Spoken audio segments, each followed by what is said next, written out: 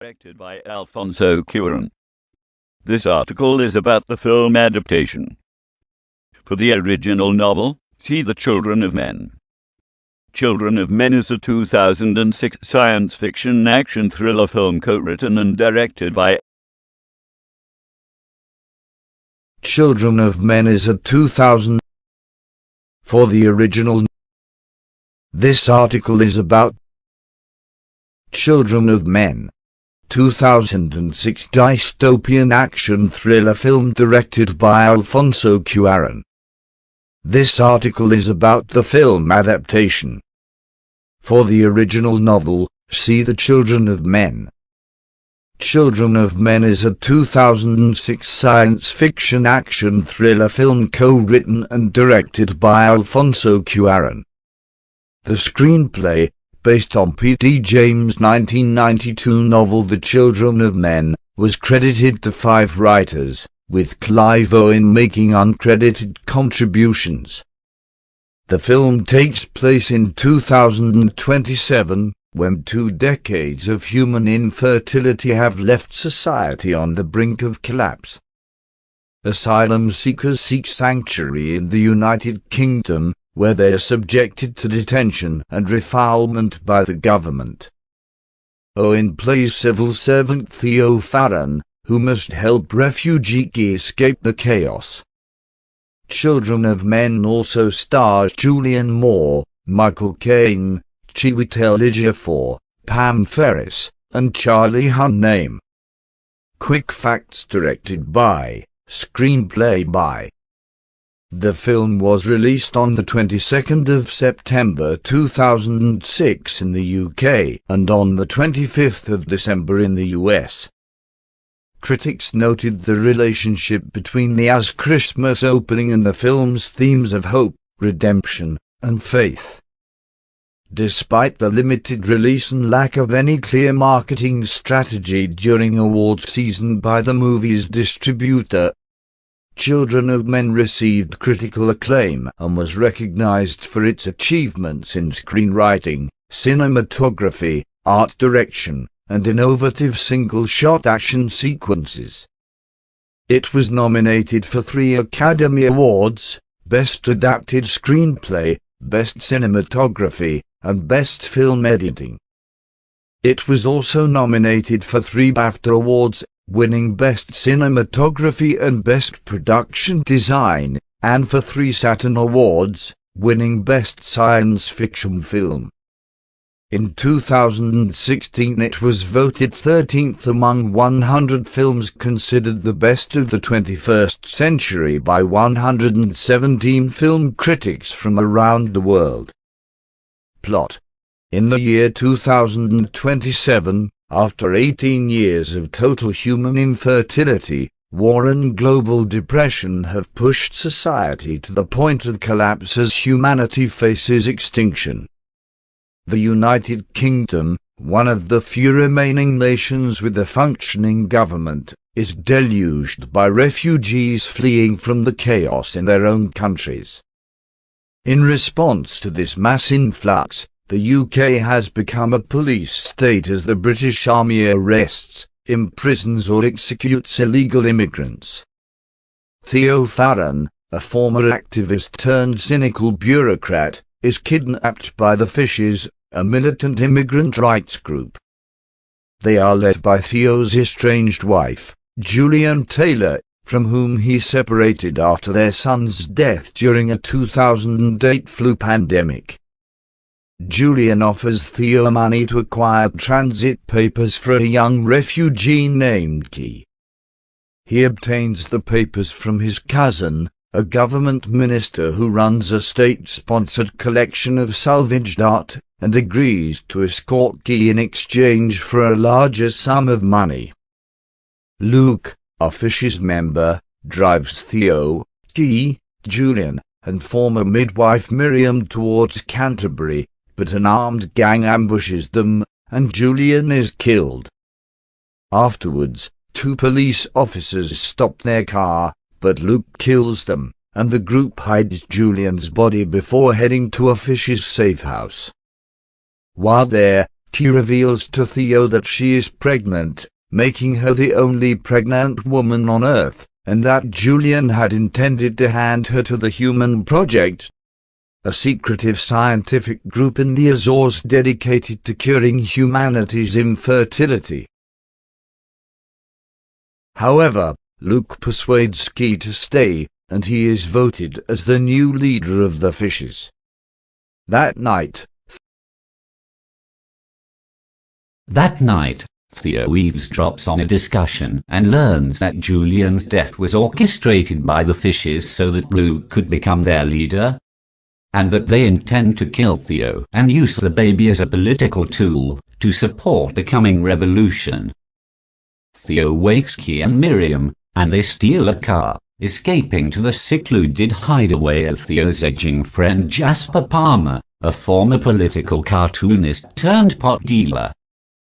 The group makes plans to board the Human Project ship, the Tomorrow, which will arrive offshore at Bexhill-on-Sea disguised as a fishing vessel, and Jasper proposes having Sid, an immigration cop to whom he frequently sells drugs, smuggle them into Bexhill as refugees.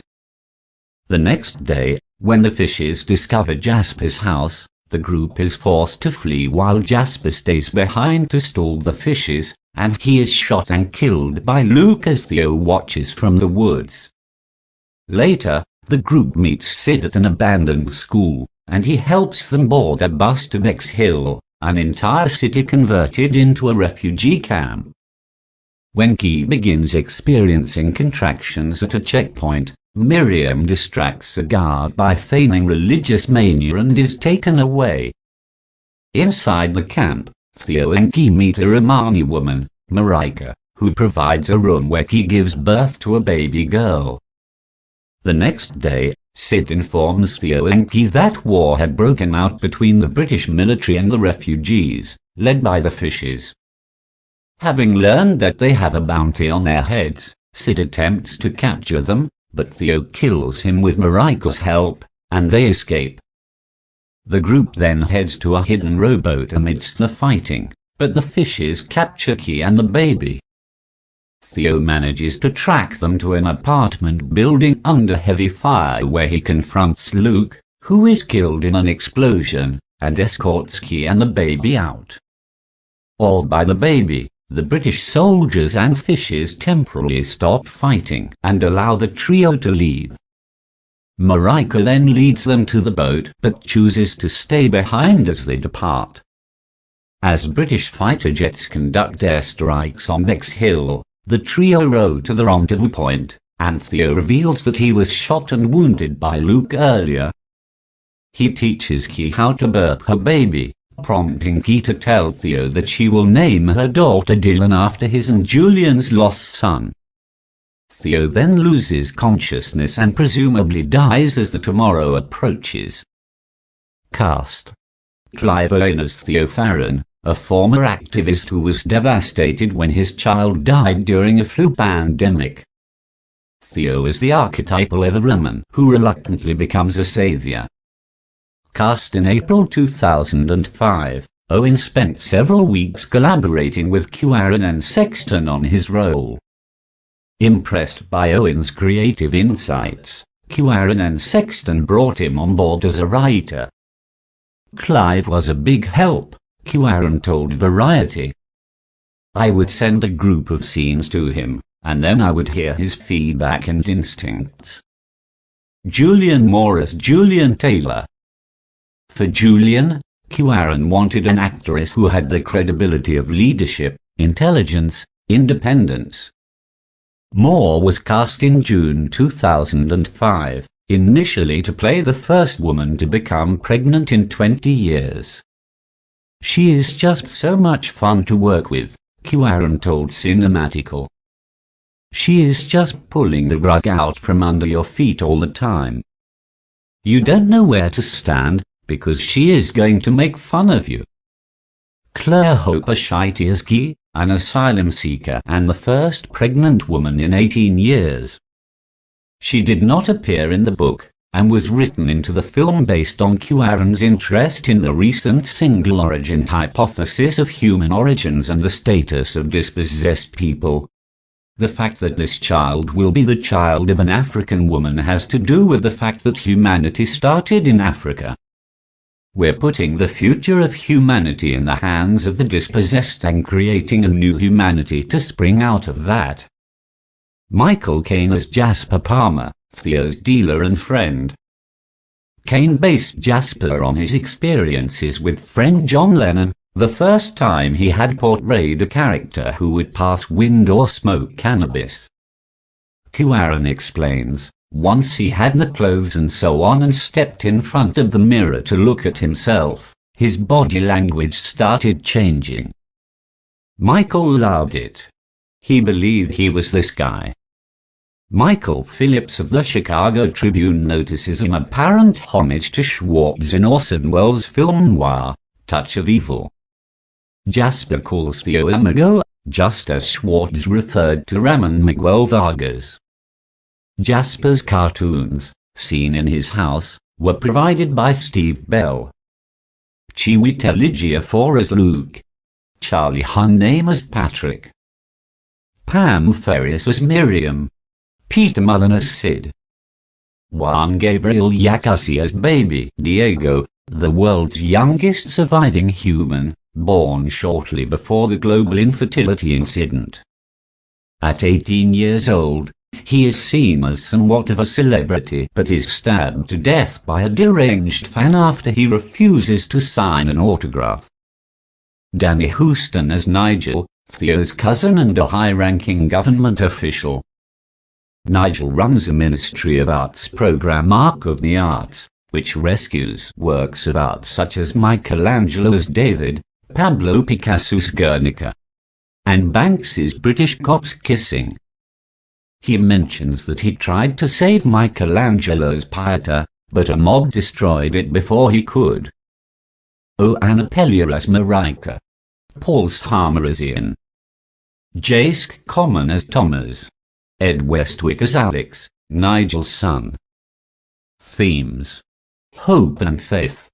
Children of Men explores the themes of hope and faith in the face of overwhelming futility and despair. The film's source, P.D. James' novel The Children of Men, describes what happens when society is unable to reproduce, using male infertility to explain this problem. In the novel, it is made clear that hope depends on future generations. James writes it was reasonable to struggle, to suffer, perhaps even to die, for a more just and more compassionate society, but not in a world with no future where, all too soon, the very words justice, compassion, society, struggle, evil, would be inherent echoes on an empty air. The title can therefore be explained as such. Children are representing new life, with new chances, choices and possibilities, however with the flip side that they carry the burden of mankind. The film switches the infertility from male to female, but never explains its cause. Environmental destruction and divine punishment are considered. This unanswered question have been attributed to Cuarón's dislike for expository film. There's a kind of cinema I detest, which is a cinema that is about exposition and explanations. It's become now what I call a medium for lazy readers. Cinema is a hostage of narrative. And I'm very good at narrative as a hostage of cinema. Cuarón's disdain for backstory and exposition led him to use the concept of female infertility as a metaphor for the fading sense of hope. The almost mythical human project is turned into a metaphor for the possibility of the evolution of the human spirit, the evolution of human understanding. Without dictating how the audience should feel by the end of the film, Cuarón encourages viewers to come to their own conclusions about the sense of hope depicted in the final scenes. We wanted the end to be a glimpse of a possibility of hope, for the audience to invest their own sense of hope into that ending. So if you're a hopeful person, you'll see a lot of hope, And if you're a bleak person, you'll see a complete hopelessness at the end.